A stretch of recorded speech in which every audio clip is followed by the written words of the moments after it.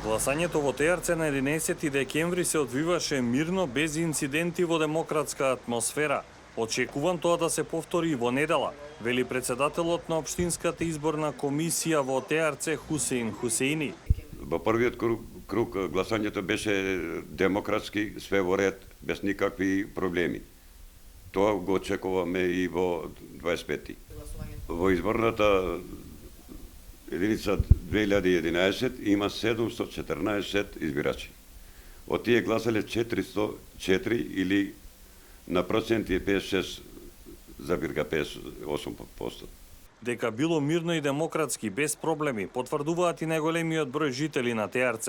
Велат дека не знаат дали некој сака намерно да создава хаос. Дел од нив сметаат дека прегласувањето нема да има влијание. Мирно беше, добро беше, све уред беше. Овде ми е куќата, овде близо и во ред беше, не знаем сега.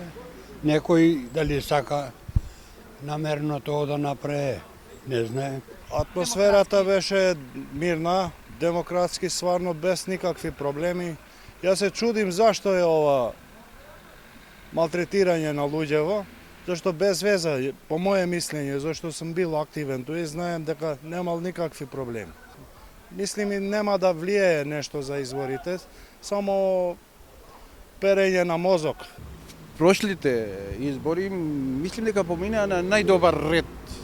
Ми можем да заклучим дека биле едното од најдобрите. Види, во ТРЦ било мирно. Мирно беше добре. Отлично беше. Па немаше проблеми такви, а сега унутрашна комисија ние не знаеме, али меѓутоа ние како гледаме, мирно беше тој дан. За владеачката ВМРО ДПМН, одлуката на управниот суд е само дел од постизборниот инженеринг на опозицијата и незините налагодавачи за да се украде победата на изборите и да се поништи волјата на граѓаните. Велат дека е надвор од здравата логика некој да прави бугарски воз, особено во ТРЦ, при ситуација кога ВМРО ДПМН ја има втората најубедлива победа на изборите со 455.000 гласови. Управните суди одлучија за прегласување, иако членовите на избирачкиот одбор и Општинската изборна комисија на два пати во ДИК рекоа дека немало неправилности. За да се прегласува во ТРЦ гласаа судиите Љулзим Салиу, Снежана Трпевска и Смета Амет, чија ќерка Сибел Амет беше дел од така наречената шарена револуција.